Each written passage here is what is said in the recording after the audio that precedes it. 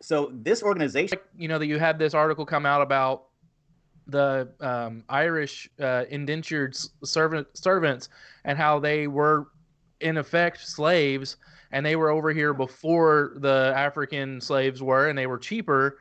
So, but it's that article got marked false because they were indentured servants. They could eventually buy their freedom. Well, yeah, that was true of the Africans that came over here too. They just weren't given as much of opportunity. But if they could raise the funds, they were able to buy their own freedom. That yeah, depends But on it who. was That rare. depends on where they were and who. Yeah. and So who had them? So Yeah, yeah, we had this, with Olivia Rondeau, we had this conversation with her because she was talking about reparations, and I said, okay, but that's my are, sis right there. okay, are we gonna have reparations then for the Irish and for the Italians and for the Slavics, and are we gonna have reparations for all those? What about the Jewish people? Slavery doesn't, slavery was never good, but it was used by almost every culture until we decided to get rid of it. And there's a lot to talk about with reparations because who pays for it, and Olivia, Right. we kind of went back and forth because she goes, well, the taxpayer shouldn't have to pay for it. It should be government money. And I went, okay, wait, okay, where does the government get its money? If the government's paying for it and they're just debt financing it, that just means we owe it. It's our money. We still have to pay it. Yes, we're not raising taxes this year for it, but eventually this debt is going to get to the point where we're not going to be able to survive it anymore. $26 trillion right now. Every American owes $72,000 to the United States of America to pay off the debt. So we can't just keep adding to it. We got to have it. I'm not against the conversation of reparations. I just want to know how it's going to work. And Right. Who's paying for it? And because the other thing about it is I've already heard some of the people on the left saying, "Oh, this doesn't need to be a one-time thing. This needs to be a ongoing thing." And it's like, okay, well, that's where I start getting confused about it because it's what is it? And how, it's like, okay, somebody were to kill my son. And God forbid, right? Knock on wood. Somebody was to kill my son, and I got a settlement for wrongful death. That doesn't bring my son back. That doesn't justify the action. That doesn't make it okay. Yes, it makes it better, I guess, but it still doesn't make it okay. Like the action still occurred and I'm still deprived of the life of my son. So Yes. money is not, we could talk about, okay, the fact that yes, there have been challenges to systemic opportunity within the black community and that there needs to be opportunities given, which is why I like Tim Scott. I like the opportunity zone idea. I brought up with Olivia that we could, instead of doing a cash payment, we could do, better loan opportunities for black Americans to be able to start businesses, and we could give some tax incentives on that side because then we're using the free market to spur up and to create, to equal out that playing field that we have systemically in the past held down. But I don't necessarily agree with a cash payment because Because then you'll have a lot of Rachel Dolezals being transracial Yes. and claiming to be black. and also that You're exactly okay, right. we, Yeah. we see okay, we watch NFL players, right? And although there's some that become very, very rich, a lot of them are bankrupt. What is it, 2.5 years after getting out of the NFL? They're bankrupt because they never get to the spending mentality of spending money like a rich person. They keep spending money like a poor person, and poor people spend money. It's psychologically different, right? We always hear about, everybody always complains, well, you're rich, why won't you just buy whatever? Because that's not how you get to be rich, right? You don't get to be rich by just spending all your damn money. You get to be rich by investing your money, utilizing your money, letting time values work. Leveraging debt. Leveraging debts, things of that nature. So if we just gave money to people, I don't feel it would actually benefit their lives. They would just have new TVs, new sneakers. They might pay off some debt. They might actually pay off some debt, but I doubt even that. They're just going to say, well, we'll get another one next year, which is the same thing would happen with the $1,200 stimulus we saw everybody. Well, we'll get another one in a month or two. They'll do another one. Yeah, and the thing is, with reparations, I mean, in the past, I've just been opposed to it. Now I'm more willing to discuss it because, again, but it would depend on how they plan on doing it. And honestly, this is why I think that we need to have this conversation on the right, because we can be the adults in the room. We know what the left is going to do. First off, I don't even think the left even wants to do reparations because they want something to fight for. Exactly. Every single Democratic presidential primary candidate that was talking about reparations has no intention of doing anything about it. I think maybe there are some Democrats that want to actually do something to help, but most of them they need that they want this issue. But the thing about reparations is I'm with you on that. It can't just be writing a bunch of checks. That's not going to help us long term. That's not gonna rectify the damage. So if we were to use more free market options like that, that's what I'm open to. Now, I mean that it would take somebody a lot smarter than myself to figure all that out. But if they came with something that I'm here for you, buddy. That involve like business loans, or they involve like better educational opportunities, or tax breaks, or things like that, I'm more open to that than I am with just having a cash payments and other things that won't really do anything. I don't know if you saw that document that Ice Cube posted I a few did. days ago, and I was looking at it, and some of it I was like, okay, all right. There was a few things that were like, all right, yeah. I can see some of this, but the rest of it was just too much government for me. Like, yeah. I'm like, no, dude, we're not doing it. The requirement that businesses, have an equal amount of or more. And again, it's always or more. It's the or more that always gets me, because he didn't just want equal, and so, go back to meritocracy. Okay, do you deserve this or not? And I think there's options that we could say okay, we need to make sure that black people are getting the same economic, which is why I'm a school choice guy.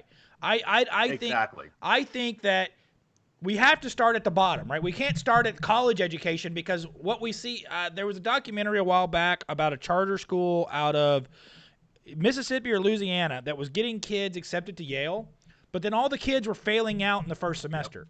And it was all black kids, and it was all the kids are failing out or dropping out after the first or second semester because they just couldn't hack it. So that's exactly what I was thinking of when I saw that on that document. I was like, that's not going to be good. We can give them good grades in high school, but that doesn't better prepare them for life, right? Like, we shouldn't. It's right now, for me, public education is a race to the bottom. We teach to the lowest common denominator, which is why my kids don't go to public school. My kids are homeschooled, and I've got a lot of them. So I want my kids to have the best opportunity, so I'm going to let them race against themselves, not race against the kid who's very much slower than them. So American education to me is fundamentally failed. And what I think a mother in, let's say, Cypress, Texas, who says, you know what, this is not the best school educationally for my son, and I want to go over to the Woodlands because that's a better area, and I don't know the actual areas. So don't kill me on this, because I don't know which areas are better than others in Houston. I'm just making a for instance. Let's make it relevant to Jeff. East of I-35 in Austin versus west of I-35. Right, exactly. There you go. So let's east of I-35 in Austin, those schools over there are historically underperforming. Whereas just on the other side of the interstate, those are usually considered pretty good schools. So let's say I'm sending my kid to Pflugerville and I want him to go to Westlake instead, right? There should be no penalty for a mother who says, you know what, I'm going to wake up early every morning and I'm going to drive my son over there. I'm going to drop his ass off at school. I'm going to let him go to school there where they have better resources, where they have better teachers, where the class sizes are more taken care of. And then I'm going to make the trek back over there, pick him up and bring him back. But there shouldn't be, oh, well, you got to pay a transfer fee, or, oh, you got to, you got to live in the district. No. I pay my property taxes, and property taxes get distributed back through the state. So I should be allowed to take my kid in my school district, and as long as I'm not advocating for sending a bus 2 hours down the street to pick up one kid, but I'm saying that if I'm willing to drive my kid, if I'm willing to make that personal sacrifice, if you're able to do it, there shouldn't be another obstacle in my way to doing so. Yeah, and that's pretty much my point too. I mean, if you have the wherewithal to do it, you have the willingness to do it, you have the time to do it, there should be nothing stopping you. And I mean, and the majority of black people actually agree with school choice, but the people in the cities don't want them to have it. I wonder why. And I'm not saying that school choice is the only thing that's going to improve our education system, but and I don't think anybody's saying that. But I do think that is yet another thing that can help a lot of disadvantaged kids, not just black kids. I mean, there's white kids in the ghetto too. I mean, Hispanic, Asian. Yeah. Kyle went to Dime Box High School in Dime Box, Texas. His graduating class was what, 7? 22. Okay. So biggest ever on record too. Yeah, so that entire high school was kindergarten through 12th grade. I mean, they could put all of them in one building because there was just nobody there. Kyle would have gone to a different school, but there was transfer rules. We couldn't because we live in a rural school. That's a school that doesn't have very much resources. They didn't even have they couldn't even do flag football at his school. Like even six-man flag football. They finally started a football program last year. They were one of like 5 schools in the state of Texas that didn't have at least 6-man football. Wow. And they finally started it last year, and I'm really jealous of those kids because I probably would have been okay at football. Like we played Little League football growing up, and I was decently good at Little League football, and a lot of my friends ended up going to Division I schools. Like I think I had 5 or 6 of my friends that I played Little League Turtle. Yeah, a lot of them kids. Jonathan, Philip Alexander, Gus Bob Horn. Gus Bob was a tight end at LSU. Yeah. LSU. Jonathan went to Arizona State to be offensive lineman. Philip went to the Air Force Academy. That didn't end so good. I didn't say how it ended. I said how it started. And now I think he actually works at A&M now. He did okay for himself. So yeah, from a small community, a lot of these kids went to Division I. Gus Bob Horn was a tight end at LSU. Jonathan Lehman was a tight end at Arizona State. Offensive lineman. Offensive line. I thought he was playing tight end. Anyway, there's another story there. Don't Google his name. It'll probably come up with some bad stuff. We don't know the guy. Dominique Crawford went to Baylor. His older brother went to Baylor. Johnson went to Texas State. We had a lot of kids from our community who played Little League football with us, but because they went to Giddings High School and they got to keep playing football all through high school, then they had those opportunities. Whereas at the school that Kyle went to, I went to Giddings because my parents found a way. I think we're out of the statute of limitations at this point. That they live with grandma. I moved in with my grandmother who lived in that school district, even though we never stayed there one day. And but this shouldn't have to be where I'm having to figure out a way around the law. This should be a way where I'm saying you shouldn't even have to do any of that. I mean, that's ridiculous. So I'm not saying that there's not opportunities, socioeconomic opportunities that we can do for the elderly, for adults. But let's start with the children, right? Let's start with the kids, and let's start making their lives better. Let's start making it to where they're on the same educational footing as everybody else.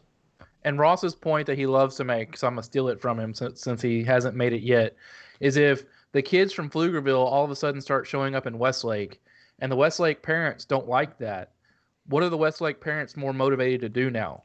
They're more motivated to go fix Pflugerville's high school so that the kids will go back to Pflugerville and they don't have to deal with them.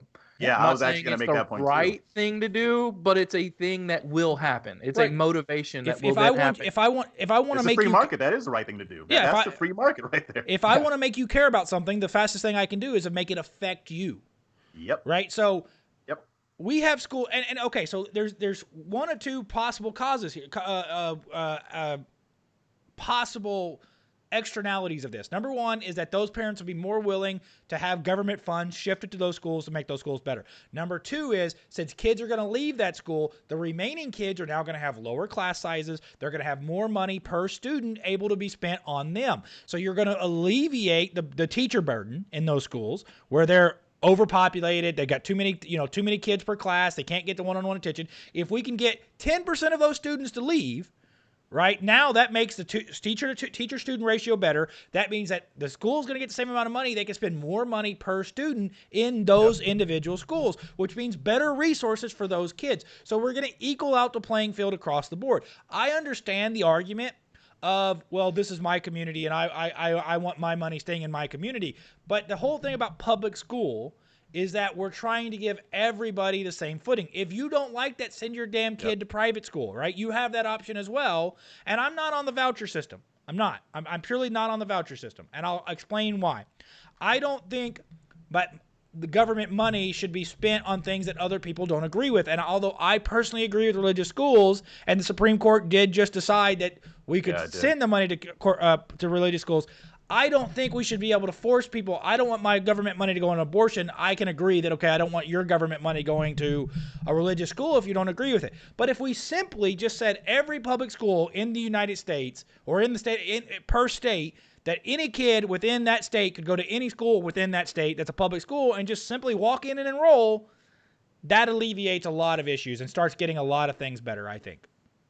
Yeah, I think so too. I mean, and with the opponents of school choice, I mean, I've never really heard them argue why it would be a bad thing, like what harm would it do, or if they do, it's very minimal of the harm that it could do. And I get that in certain cases you have to refine it. You have to make sure that it works the right way. Like with the charter school program, in some cases they've been better as far as education. In some cases, it's been about the same. But that doesn't mean that the idea is bad. That just means you have to tweak it. You have to work on it.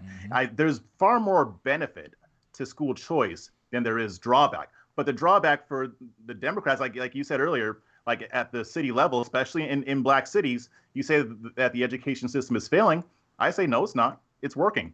It's working exactly as intended. And I know that's very cynical and skeptical on my part, but I don't care. I think that a lot of this is done deliberately. Hey guys, it's Ross from the Shoe Bros. If you liked that video, click right over there to let us know that you liked the video and watch another one. And if you really liked it, click right over here. Click the subscribe button, man. It's free. It doesn't cost you anything. Just click subscribe. What does it got to lose? Come on. What's it going to hurt? Do it.